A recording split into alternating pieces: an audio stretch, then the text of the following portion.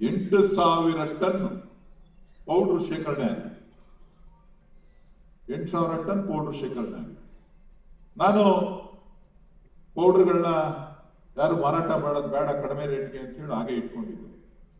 ಆಮೇಲೆ ಒಂದು ಬೇರೆ ಬೇರೆಯವ್ರನ್ನ ಹಿಡಿದು ಸುಮಾರು 7,500 ಟನ್ ಅನ್ನ ಡಿಸ್ಪೋಸ್ ಮಾಡಿ, ಸೊ ಈಗಲೂ ಕೂಡ 2,500 ಟನ್ ನಮ್ಮ ಹತ್ರ ಸ್ಟಾಕ್ ಇದೆ. ಅದು ಪೌಡ್ರ್ ಏನ್ ಮಾಡ್ತೀವಿ, ಪೌಡ್ರಿಂದ ನಮಗೆ 7 ರೂಪಾಯಿ ನಷ್ಟ ಆಗುತ್ತೆ. ಎಷ್ಟು ರೂಪಾಯಿ? 1 ಲೀಟ್ರು ಹಾಲಿಗೆ ನಾವು ಪೌಡ್ರ್ ಮಾಡಿದ್ರೆ 7 ರೂಪಾಯಿ ನಷ್ಟ ಆಗುತ್ತೆ. ಇಡೀ ಒಕ್ಕೂಟದಲ್ಲಿ KMF ನಲ್ಲಿರ್ತಕ್ಕಂಥ 16 ಒಕ್ಕೂಟಗಳ ಪೈಕಿ ಅತಿ ಹೆಚ್ಚು ಉತ್ಪಾದನಾ ವೆಚ್ಚ ಯಾವ ಒಕ್ಕೂಟದಲ್ಲಿ ಆಗ್ತದೆ ಅಂತಂದ್ರೆ ಬೆಂಗಳೂರು ಹಾಲು ಒಕ್ಕೂಟದಲ್ಲಿ. ಬೆಂಗಳೂರು ಹಾಲು ಒಕ್ಕೂಟದಲ್ಲಿ ಆಡಳಿತಾತ್ಮಕ ವೆಚ್ಚ ಸುಮಾರು 7-7.5 ರೂಪಾಯಿ ಬೀಳ್ತಾ ಇದೆ ನಮಗೆ. ನಿಮ್ಮ ಹತ್ರ ಏನು ಹಾಲು ತಗೋತೀವಿ ಅದರ ಮೇಲೆ ನಾವು 7 ರೂಪಾಯಿ ಅಂತ ಹೇಳ್ಬೇಕು. ಕೆಲವು ಹಾಲನ್ನ ನೀವೆಲ್ಲ ಕೂಡ ಸಿಬ್ಬಂದಿ ವರ್ಗ, ನೀವು ಹಾಲು ಕರೆದದ್ದನ್ನ ರೈತರ ಹತ್ರ ಕಲೆಕ್ಟ್ ಮಾಡಿ ನನಗೆ ಕಳಿಸ್ಕೊಡ್ತಾ ಇದ್ರಿ. ನಾನು ಅದಕ್ಕೆ ನಿಮಗೆ ಕೆಲವು ವಿಚಾರಗಳನ್ನ ಮಂದಟ್ಟು ಮಾಡಿಕೊಡ್ಬೇಕಾಗುತ್ತೆ. ಹಾಲನ್ನ ನೀವೇನ್ ಕೊಡ್ತೀರಿ, ಹಾಲನ್ನ ನಾವು ಕೆಲವು ಹಾಲನ್ನ ಮಾರುಕಟ್ಟೆನಲ್ಲಿ ನಷ್ಟಕ್ಕೆ, ಕೆಲವುದು 20 ಪೈಸಾ ನಷ್ಟ ಆಗುತ್ತೆ, ಕೆಲವು 1 ರೂಪಾಯಿ ನಷ್ಟ ಆಗುತ್ತೆ, ಕೆಲವು 1 ರೂಪಾಯಿ 20 ಪೈಸಾ ನಷ್ಟ ಆಗುತ್ತೆ. ಕಾರಣ ಏನು ಅಂತ ಹೇಳಿದ್ರೆ, ಇದು ಸಹಕಾರಿ ಸಂಸ್ಥೆ ಸರ್ಕಾರದ ಕೆಳಗಡೆ ಕೆಲಸ ಮಾಡ್ತಿದೆ. ಗ್ರಾಹಕರ ಹಿತ ದೃಷ್ಟಿಯಿಂದ ನಾವು ಬೇರೆಯವರಿಗಿನ್ನ ಕಡಿಮೆ ಕೊಡಬೇಕು. ಗುಣಮಟ್ಟದಲ್ಲಿ ಇಡೀ ದೇಶದಲ್ಲಿ ಅತ್ಯುತ್ತಮವಾದಂತಹ ಗುಣಮಟ್ಟ ಕಾಪಾಡ್ತಕ್ಕಂಥ ಸಂಸ್ಥೆ ಅಂತಕ್ಕಂಥ ಒಂದು ಹೆಗ್ಗಳಿಕೆಯನ್ನ ನಿಮ್ಮಿಂದ ನಮ್ಮ ಸಂಸ್ಥೆ ಇವತ್ತು ನಂದಿನಿ ಹೆಗ್ಗಳಿಕೆಯನ್ನ ಪಡೆದಿದೆ. ಅದನ್ನ ಉಳಿಸ್ಕೊಳ್ಬೇಕು ಅಂತಕ್ಕಂಥದ್ದು ಕೂಡ ನಮ್ಮ ಮುಂದೆ ಇರ್ತಕ್ಕಂಥ ಸವಾಲು. ಸೊ ಹಾಲಿನ ಬೆಲೆನೂ ಜಾಸ್ತಿ ಮಾಡ್ಲಿಕ್ಕೆ ಆಗ್ತಾ ಇಲ್ಲ. ಪೌಡರ್ನ ಮಾಡಿದ್ರೆ ಪೌಡ್ರಲ್ಲೂ ಕೂಡ ನಮಗೆ ಲಾಭ ಕಾಣಿಸ್ತಾ ಇಲ್ಲ. ನಾವು 300 ರೂಪಾಯಿ ಮೇಲೆ ಮಾಡಿದ್ರೆ ಮಾತ್ರನೇ ಲಾಭ ಬರೋದು. ಪೌಡ್ರು 300 ರೂಪಾಯಿ ಒಳಗಡೆ ಮಾಡಿದ್ರೆ ನಮಗೆ ಲಾಭ ಬರೋದಿಲ್ಲ. ಸೊ ಇಂಥ ಪರಿಸ್ಥಿತಿನಲ್ಲಿ ಏನ್ ಮಾಡ್ಬೇಕು ಅಂತ ಹೇಳಿ ತೋಚೆ ಇದ್ದಂತ ಸಂದರ್ಭದಲ್ಲಿ ಸಾಕಷ್ಟು ಬದಲಾವಣೆಗಳನ್ನ ಆಡಳಿತಾತ್ಮಕವಾಗಿ ಮಾರುಕಟ್ಟೆನಲ್ಲಿ ಯಾವ್ಯಾವುದನ್ನ ಬದಲಾವಣೆಯನ್ನ ಮಾಡಬೇಕು ಅಂತ ಹೇಳಿ ಒಂದು ಹಂತಕ್ಕೆ ಬಂದು ಇವತ್ತು ನಮ್ಮ ಸಂಸ್ಥೆ ಈ ವರ್ಷದಲ್ಲಿ ಸುಮಾರು ಒಂದು 65-70 ಕೋಟಿ ರೂಪಾಯಿ ಅಷ್ಟು ಉಳಿತಾಯವನ್ನ ನಾವು ಕಂಡು. ನಾನು ನಮ್ಮ MD ಅವರಿಗೆ, ನಮ್ಮ ಫೈನಾನ್ಸ್ ಟೀಮ್ಗೆ ನಾನು ರಿಕ್ವೆಸ್ಟ್ ಮಾಡಿದ್ದೆ, ಜನವರಿ ಫೆಬ್ರವರಿನಲ್ಲಿ ನೀವು ನನಗೆ ಮಾರ್ಚ್ ಫಸ್ಟ್ ವೀಕ್ ಅಲ್ಲೇ ನನಗೆ ಫೈನಾನ್ಷಿಯಲ್ ಸ್ಟೇಟಸ್ ಅನ್ನ ನನಗೆ ಕೊಡಬೇಕು. ಏನು ನಮ್ಮ ಲಾಭ ನಷ್ಟಗಳು, ಯಾಕಂದ್ರೆ ಲಾಭ ಡಿಕ್ಲೇರ್ ಮಾಡ್ತು ಅಂತಂದ್ರೆ ಕೇಂದ್ರ ಸರ್ಕಾರಕ್ಕೆ ಇನ್ಕಮ್ ಟ್ಯಾಕ್ಸ್ ಕಟ್ಟಬೇಕು. ಕೇಂದ್ರ ಸರ್ಕಾರಕ್ಕೆ ಇನ್ಕಮ್ ಟ್ಯಾಕ್ಸ್ ಕಟ್ಟಬೇಕು. ಕಳೆದ ವರ್ಷ ಏನ್ ಮಾಡಿದ್ದಾರೆ ನಮ್ಮ KMF ನವರು ಅಂತ ಅಂದ್ರೆ ಸುಮಾರು 180 ಕೋಟಿ ರೂಪಾಯಿ ಪ್ರಾಫಿಟ್ ಮಾಡಿದ್ದಾರೆ. 60 ಕೋಟಿ ರೂಪಾಯಿ 60-70 ಕೋಟಿ ರೂಪಾಯಿ ಇನ್ಕಮ್ ಟ್ಯಾಕ್ಸ್ ಕಟ್ಟಿದ್ದಾರೆ. ಯಾರ ದುಡ್ಡು? ಅಧಿಕಾರಿಗಳ ದುಡ್ಡಲ್ಲ. ಆ ನನ್ನ ರೈತರು ರಕ್ತ ಬಸ್ತು ಬೆಳಗ್ಗೆ ಸಾಯಂಕಾಲ ಕೆಲಸ ಮಾಡ್ತಾ ಇದ್ರಲ್ಲ, ಬೆವರು ಸುರಿಸಿ ಹೋರಾಟ ಮಾಡಿ ಹಾಲಾಗ್ತಾ ಇದಾರಲ್ಲ ಅವರಣ. ನಾನು ಅಧಿಕಾರಿಗಳಿಗೆ ಹೇಳಿದೆ, ನಿಮಗೇನಾದ್ರೂ ಲೆಕ್ಕಾಚಾರ ಗೊತ್ತಿದ್ರೆ ನೀವು ಈ ಕೆಲಸ ಮಾಡ್ತಾ ಇರಲಿಲ್ಲ. ನಿಮಗೆ ಲೆಕ್ಕ ಗೊತ್ತಿಲ್ಲ, ನೀವೇನ್ ಮಾಡ್ಬೇಕು ಅಂತೇಳಿ ಪ್ರತಿನಿತ್ಯ ಲೆಕ್ಕಾಚಾರಗಳನ್ನ ಮಾಡಿ ರೈತರ ಬದುಕಿನಲ್ಲಿ ಹೊಸತನವನ್ನ ತರಬೇಕು, ಆತ್ಮಸ್ಥೈರ್ಯವನ್ನ ತುಂಬುವಂತ ಕೆಲಸ, ಒಕ್ಕೂಟಗಳಲ್ಲಿ ಶಕ್ತಿ ತುಂಬುವಂತ ಕೆಲಸವನ್ನ ನೀವು ಮಾಡಬೇಕಾಗಿತ್ತು. ನೀವೇನು ಮಾಡ್ಲಿಕ್ಕೆ ಆಗ್ಲಿಲ್ಲ ಅಂತ ಅಂದ್ರೆ ಎಲ್ಲಾ ಒಕ್ಕೂಟಗಳಿಗೂ ನಿಮ್ಮಲ್ಲಿ ಏನ್ ಬೇರೆ ಏನಾದ್ರು ಮಾಡ್ತೀವಿ ಅಂತ ಹೇಳಿ ನೀವು 5 ಕೋಟಿ 10 ಕೋಟಿ ನಿಮ್ಗೆ ಏನೇನು ಕೊಡ್ಬೇಕು ಕೊಟ್ಟು ಮಾಡ್ಬೇಕಾಗಿತ್ತು ಅಂತ ಹೇಳಿ. ಸೊ ನಾನು ನಮ್ಮ ಅಧಿಕಾರಿಗಳಿಗೆ ತಿಳಿಸಿದ್ದೆ, ನೀವು ಜನವರಿನಲ್ಲೇ ನೀವು ಮಾಡಕ್ ಆಗೋದಿಲ್ಲ ಏನು ಅಂತೇಳಿ. ಇವರು ಅಡ್ವಾನ್ಸ್ ಇನ್ಕಮ್ ಟ್ಯಾಕ್ಸ್ ಅಂತ ಒಂದು 6 ಕೋಟಿ ರೂಪಾಯಿ ಕಟ್ಬಿಟ್ಟಿದ್ರು. ನಾನು ಹೇಳಿದೆ ವಾಪಸ್ ತಗೋಬೇಕಾಗತ್ತಲ್ಲ ಇದನ್ನ ಅಂತ. ಅವರು ಇಲ್ಲ ಸರ್ ಇನ್ಕಮ್ ಟ್ಯಾಕ್ಸ್ ಕಟ್ಟಲೇಬೇಕಲ್ಲ ಸರ್ ಅಂತ. ಲಾಭ ಬಂದ್ರೆ ತಾನೇ ಇನ್ಕಮ್ ಟ್ಯಾಕ್ಸ್. ಲಾಭ ಇಲ್ಲ ಅಂದ್ರೆ ಕಟ್ಟಂಗೆ ಇಲ್ಲ. ಯಾರ ದುಡ್ಡ ಇನ್ಕಮ್ ಟ್ಯಾಕ್ಸ್ ಕಟ್ಟೋದು? ರೈತರು ದುಡ್ಡ. ರೈತರಿಗೆ ಕೊಡೋಣ ಅಂತ ಹೇಳಿ ತೀರ್ಮಾನ ಮಾಡಿ 60 ಕೋಟಿ ರೂಪಾಯಿನ ಎಷ್ಟು ಕೋಟಿ? 60 ಕೋಟಿ ರೂಪಾಯಿ ಹಣವನ್ನ ನಮ್ಮವ್ರಿಗೆಲ್ಲ ಕನ್ಫ್ಯೂಸ್ 60 ಕೋಟಿ ಡಿಕ್ಲೇರ್ ಮಾಡ್ಬಿಟ್ರಿ ಇನ್ಕಮ್ ಟ್ಯಾಕ್ಸ್ ಕಟ್ಟಬೇಕು ಅಂತ. ನಾನು 60 ಕೋಟಿ ಕೊಡ್ತಾ ಇಲ್ಲಪ್ಪ, ಹಾಲಿನ ಹೆಚ್ಚುವರಿ ಹಣವನ್ನ ಅವರಿಗೆ ₹1 ದರದಲ್ಲಿ ಕೊಡ್ತಾ ಇದ್ದೀವಿ. ನಾನು ಲಾಭ ಕೊಡ್ತಾ ಇದ್ದೀನ, ಹೆಚ್ಚುವರಿಯಾಗಿ ಕೊಡ್ತಾ ಇದ್ದೀನಿ. ನಾನು ಇನ್ಕಮ್ ಅಲ್ಲ ಇದು ಅಂತ ಹೇಳಿ. ಇನ್ಕಮ್ ಅಲ್ಲ, ಹೆಚ್ಚುವರಿ. ಏಪ್ರಿಲ್ 1ನೇ ತಾರೀಕಿಂದ 2025 ಏಪ್ರಿಲ್ 1ನೇ ತಾರೀಕಿಂದ ಈ ಮಾರ್ಚ್ 31ನೇ ತಾರೀಕುವರೆಗೂ ಲೆಕ್ಕ ಹಾಕಿ ಇವತ್ತು ನಾವು ಸುಮಾರು 60 ಕೋಟಿ 40 ಲಕ್ಷ ರೂಪಾಯಿ 43 ಲಕ್ಷ ರೂಪಾಯಿಯನ್ನ ಕೊಟ್ಟಿದ್ದೀವಿ. ಯಾರು ಲೆಕ್ಕ ಕೊಟ್ಟಿರೋರು? ನೀವೇ ಕೊಟ್ಟಿದ್ದೀರಿ. 1,28,400 ಚಿಲ್ಲರೆ ರೈತರನ್ನು ಕೊಟ್ಟಿದ್ದೀವಿ. ನಾನು ಅಂದಾಜು ಮಾಡಿ ಅವತ್ತು 60 ಕೋಟಿ ಅಂತ ಘೋಷಣೆ ಮಾಡಿದ್ದೆ. ಈಗ ಮಾರ್ಚ್ 31 ಆದ್ಮೇಲೆ ಎಲ್ಲ ಲೆಕ್ಕ ಬರ್ತಾ ಇದೆ, ಈಗ ಬಂದಿದೆ. ಇವತ್ತಿಂದ ನಿಮ್ಗೆ ಹಣ ಬಿಡುಗಡೆ ಆಗ್ತಾ ಇದೆ. 10 ದಿನದೊಳಗಡೆ ಎಲ್ಲರ ಅಕೌಂಟ್ಗೂ ನಿಮ್ಮ ಅಕೌಂಟ್ಗೆ ನಾವು ಕೊಡ್ತಾ ಇದ್ದೀವಿ. ಇವತ್ತು 2 ತಾಲೂಕಿಗೆ ಬಂದಿದೆ.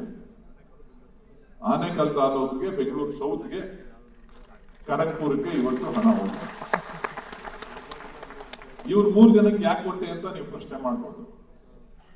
ಇವ್ರು 3 ಜನ ಫಸ್ಟ್ ಡೇಟಾನ ಎಲ್ಲರನ್ನಕ್ಕಿಂತ ಮುಂಚಿತವಾಗಿ ಕೊಟ್ಟಂತವ್ರು. ನಾವು ಕೇಳಿದಂತ ಮಾಹಿತಿಗಳು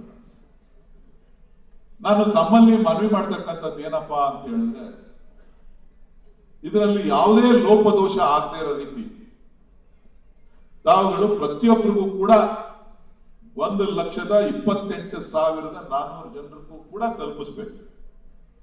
ಏನಾದ್ರೂ ಸ್ವಲ್ಪ ಹೆಚ್ಚು ಕಡಿಮೆ ಆದ್ರೂ ಕೂಡ ಅದಕ್ಕೆ ನಾನಾಗ್ಲಿ, ನಮ್ಮ ನಿರ್ದೇಶಕರಾಗ್ಲಿ ಯಾರೂ ಜವಾಬ್ದಾರಲ್ಲ. ಅದಕ್ಕೆ ನೀವೇ ಜವಾಬ್ದಾರರು, ನೀವೇ ಹೊಣೆಯನ್ನು ಹೊರಬೇಕಾಗ್ತದೆ. ಫಲಿತಾಂಶ ನಿಮ್ ಕೈಗೆ ಸಿಗ್ತದೆ. ನೀವು ಸಿಬ್ಬಂದಿಯಾಗಿ ಇರೋದಿಲ್ಲ. ಒಂದೇ ಒಂದು ಚೂರು ಹೆಚ್ಚು ಕಡಿಮೆ ಆದ್ರೂ ಕೂಡ ನೀವು ಅಲ್ಲಿ ಸಿಬ್ಬಂದಿಯಾಗಿ ಇರೋದಿಲ್ಲ. ಕಾರಣ ಏನು ಅಂತ ಹೇಳಿದ್ರೆ,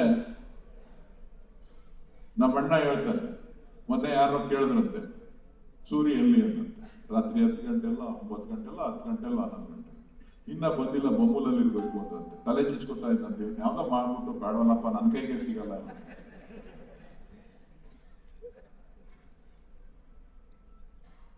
ಹಗಲು ರಾತ್ರಿ ಕೆಲಸ ಮಾಡ್ತಾ ಇದ್ವಿ. ನಿರ್ದೇಶಕರುಗಳಿದ್ದಾರೆ, ಅವ್ರು ಏನ್ ಕಷ್ಟಪಟ್ಟು, ನಾನೇನೋ ₹1 ಬಂಡವಾಳ ಇಲ್ಲದೆ 0 ಬಂಡವಾಳ ನಂದು, ನಾನು ಗೆದ್ಬಿಟ್ಟು ಅವಿರೋಧವಾಗಿ ಆಯ್ಕೆ ಮಾಡಿ ಕಳ್ಸಿಕೊಟ್ಟಿದ್ದೀರಿ, ಗೆದ್ದಿದ್ದೀನಿ, ಬಂದಿದ್ದೀನಿ. ಅಲ್ಲೆಲ್ಲ ಕೂತಿದ್ದಾರೆ ಸೋಮಶೇಖರ್ ಅವರೇ. ಅಯ್ಯೋ ಅಂತದೆ ನನಗೆ, ಅಯ್ಯೋ ಅನ್ನಿಸ್ತದೆ. ಕಾಫಿ, ಟೀ, ಬಿಸ್ಕೆಟ್, ಅಪರೂಪಕ್ಕೆಲ್ಲ ಬಿರಿಯಾನಿ.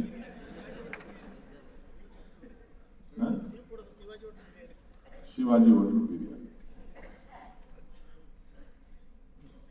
ಪ್ರಾಮಾಣಿಕತೆಯಿಂದ ಕೆಲಸ ಮಾಡ್ತಾ ಇದ್ದೀವಿ. ಆ ಪ್ರಾಮಾಣಿಕತೆಗೆ ನೀವು ಗೌರವವನ್ನು ಕೊಡಬೇಕು.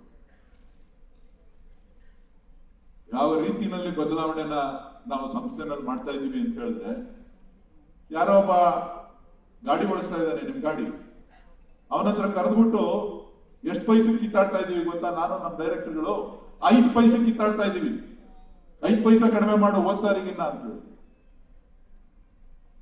ಎಷ್ಟು ಪೈಸಾ? 5 ಪೈಸೆ ಕಿತ್ತಾಡ್ತಿದೀವಿ. ಯಾವ್ದೋ ಒಂದು ಟೆಂಡರ್ ಕರೆದಿರ್ತಾರೆ ಒಂದು 5 ಲಕ್ಷ ರೂಪಾಯಿಗೆ, ಅವನ ಹತ್ರ ಕರೆದ್ಬಿಟ್ಟು ಕುಂಡಿಸ್ಕೊಂಡು 1 ಗಂಟೆ ಮಾತಾಡ್ತೀವಿ, ₹1 ಕಡಿಮೆ ಮಾಡು ಅಂತ ಹೇಳಿ. ಒಂದೊಂದನ್ನ ಲೆಕ್ಕ ಆಗ್ತಾ ಹೋಯ್ತು ಅಂತ ಅಂದಾಗ 5 ಪೈಸಂತೆ ನಾವು ಕಡಿಮೆ ಮಾಡು, 10 ಪೈಸಾ ಕಡಿಮೆ ಮಾಡು ಅಂತ ಅಂದ್ರೆ ನನಗೆ ವಾರ್ಷಿಕವಾಗಿ 3 ಕೋಟಿ ಉಳಿತದೆ. ಅದನ್ನ ಯಾರು ಕೊಡ್ತೀನಿ ನಾನು ಅಂದ್ರೆ ನಿಮಗ್ ಕೊಡ್ತೀನಿ, ಹೊರತು ನನ್ನ ಮನೆಗೆ ಇಟ್ಕೊಂಡು ಹೋಗೋದಿಲ್ಲ. ನೀವು ಇದನ್ನ ಅರ್ಥ ಮಾಡ್ಕೋಬೇಕು, ಇದನ್ನ ನೀವು ಅರ್ಥ ಮಾಡ್ಕೋಬೇಕು.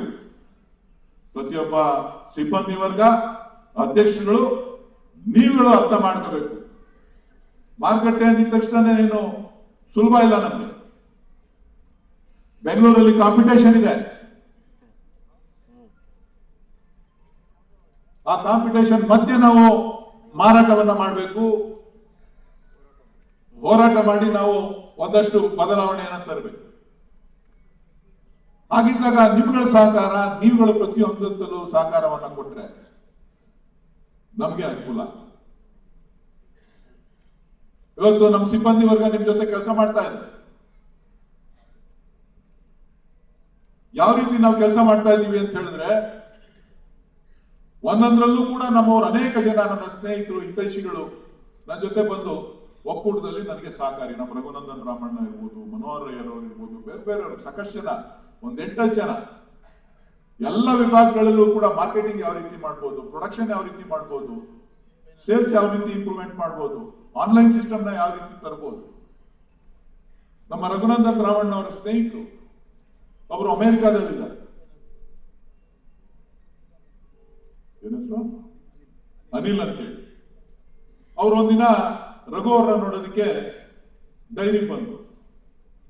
ಒಂದು 6 ತಿಂಗಳಿಂದ, 6 ತಿಂಗಳಿಂದ ಡೈರಿಗೆ ಬಂದು ಅವ್ರು ಏನ್ ಮಾಡ್ತಾ ಇದ್ದೆ ಅಂತ ಕೇಳಿ ಎಲ್ಲ ನೋಡ್ಬಿಟ್ಟು ಪೂರ್ತಿ ಡೈರಿ ವ್ಯವಸ್ಥೆನೆಲ್ಲ ನೋಡಿ, ಈ ತರ ನಾನು ಸಾಫ್ಟ್ವೇರ್ ರೆಡಿ ಮಾಡಕ್ ಹೇಳಿದರೆ ಒಂಚೂರು ಅಸಿಸ್ಟ್ ಮಾಡ್ತಾ ಇದ್ದೀನಿ, ಜೊತೆಯಲ್ಲಿ ಫ್ರೀ ಇದ್ದಾಗ ಬಂದು ಇಲ್ಲಿ ನೋಡ್ತಾ ಇದ್ದೀನಿ. ಆಮೇಲೆ ಅವರೆಲ್ಲ ಅದನ್ನ ನೋಡ್ಬಿಟ್ಟು ಅವರು ಸುಮಾರು 118 ದೇಶಗಳಿಗೆ ಅವರು ಸಾಫ್ಟ್ವೇರ್ ಮ್ಯಾನೇಜ್ಮೆಂಟ್ ನ ಓವರ್ ಆಲ್ ಬಿಸ್ನೆಸ್ ಮಾಡೆಲ್ ಅನ್ನ ಅವರು ನಡೆಸ್ತಾ ಇದ್ದಾರೆ. ಅವ್ರೇನ್ ಹೇಳಿದ್ರು ಗೊತ್ತಾ, ನಾನೇನಾದ್ರೂ ಸಹಾಯ ಮಾಡ್ಬೇಕು ಅಂತ ಅಂದ್ರೆ ನಾನು ಸಹಾಯ ಮಾಡಕ್ ಸಿದ್ಧ ಇದ್ದೀನಿ, ಬೇಕು ಅಂತ ಅಂದ್ರೆ ನಿಮ್ಮ ಹೇಳಿದ್ರೆ ನಾನು 1 ವಾರ ಬಂದು ಇಲ್ಲಿ ನಿಂತ್ಕೊಂಡು ಸಹಾಯ ಮಾಡ್ತೀನಿ ಅಂತ ಹೇಳಿ ಅವರು ಇದಕ್ಕೋಸ್ಕರ 1 ವಾರ ಬಂದು ಇಲ್ಲಿದ್ದು ನಮ್ಮ ಸಿಸ್ಟಮ್ ಅನ್ನ ಅರ್ಥ ಮಾಡಿಕೊಂಡು ಕೆಲಸ ಮಾಡ್ತಾ ಇದ್ದಾರೆ. ಇವತ್ತು ಕೂಡ ವಾರಕ್ಕೆ 2 ದಿನ ನಮ್ಗೆ ಹಗಲು, ಅವ್ರಿಗೆ ರಾತ್ರಿ ನಮ್ಗೆ ಹಗಲು, 2 ಗಂಟೆ 3 ಗಂಟೆ ನಮ್ಮ ಸಿಬ್ಬಂದಿ ವರ್ಗಕ್ಕೆ ತರಬೇತಿ ಕೊಟ್ಟು ಮಕ್ಕಳಿಗೆ ಯಾವ ರೀತಿ ABCD ಕಲಿಸ್ತಾರೋ, ಕಲಿಸ್ತಾರೋ ಆ ರೀತಿ ಪ್ರತಿಯೊಂದು ಕೂಡ ನಮ್ಮ ಸಿಸ್ಟಮ್ ಅಲ್ಲಿ ಯಾವ ರೀತಿ ಕೆಲಸ ಮಾಡಬೇಕು ಅಂತ ಹೇಳಿ ತಿಳುವಳಿಕೆಯನ್ನ ಕೊಟ್ಟು ನಮ್ಮ ಸಿಬ್ಬಂದಿಯನ್ನ ತಯಾರು ಮಾಡುವಂತ ಕೆಲಸವನ್ನ ಮಾಡ್ತಾರೆ. ಯಾರಿಗ ಅನುಕೂಲ ಆಗುತ್ತೆ? ನಮ್ಮ ರೈತರಿಗೆ ಅನುಕೂಲ ಆಗುತ್ತೆ, ನಿಮ್ಗೆ ಅನುಕೂಲ ಆಗುತ್ತೆ, ನಮ್ಮ ಒಕ್ಕೂಟಕ್ಕೆ ಅನುಕೂಲ ಆಗುತ್ತೆ ಅಂತ ಹೇಳಿ ಅವ್ರು ಇದರಿಂದ ಏನು ನಿರೀಕ್ಷೆ ಮಾಡ್ತಾ ಇಲ್ಲ, 0.